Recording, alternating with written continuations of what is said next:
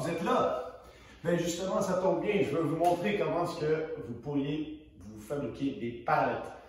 Un petit do-it-yourself, puis comme ça, vous continuez à maximiser la capacité que vous avez à vous entraîner à la maison avec un petit projet simple, vu qu'on a une longue fin de semaine. Des palettes, j'ai fait ça en PVC. Ce que vous allez avoir besoin, vous allez avoir besoin de 2 pièces de 15 pouces pour cette section-là. Et après, vous avez besoin de 12 pièces de 7 pouces pour toutes les autres parties de la palette. En tout, ça veut dire que vous avez besoin de 114 pouces de pieds, 114 pouces, donc 9,5 pieds de tube PVC en 2 pouces. Après ça, les pièces que vous avez besoin, c'est 4 coudes de 2 pouces et 4 T de 2 pouces aussi. Et la colle qu'on va utiliser, une fois qu'on les a emboîtés, c'est du contact cement. Vraiment facile à fabriquer.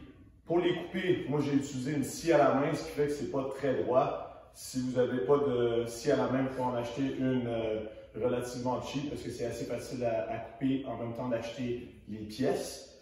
Pour le coller, ça prend environ une demi-heure à sécher, puis après c'est prêt. Moi j'ai décidé de coller toutes les pièces. Vous pouvez décider de laisser cette partie-là non collée, comme ça elle peut se déboîter et se ranger un petit peu plus facilement, puis quand on est dessus, de toute façon, ça tient bien. Les dimensions, c'est les dimensions que moi j'ai voulu utiliser pour pas qu'elle plie trop et qu'elle soit facile à ranger, mais vous pouvez aussi allonger la portion qui est ici ou augmenter la hauteur si vous voulez que ce soit plus facile de tenir en L-sit. Après ça, avec cet outil-là, c'est vraiment facile de faire ce que j'étais en train de faire. Des L-sit, on peut scaler comme ça, on peut faire des pull-through.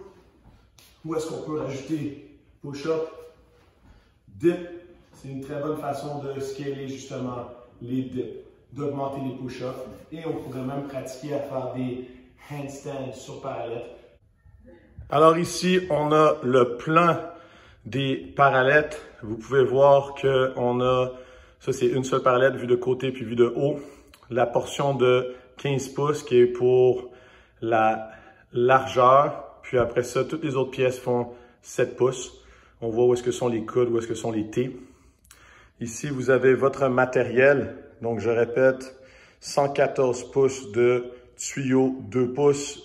Donc, ça fait 9,5 pieds. Donc, si vous achetez un 10 pieds, vous êtes correct. Pour le couper, comme j'ai dit, vous pouvez utiliser une scie à la main sans problème. Après ça, vous avez besoin de 4 coudes, bien sûr, de 2 pouces pour que le tuyau fit et 4 T de 2 pouces pour que ça fit aussi. N'oubliez pas la colle Contact Cement. Vous êtes en business. Let's go!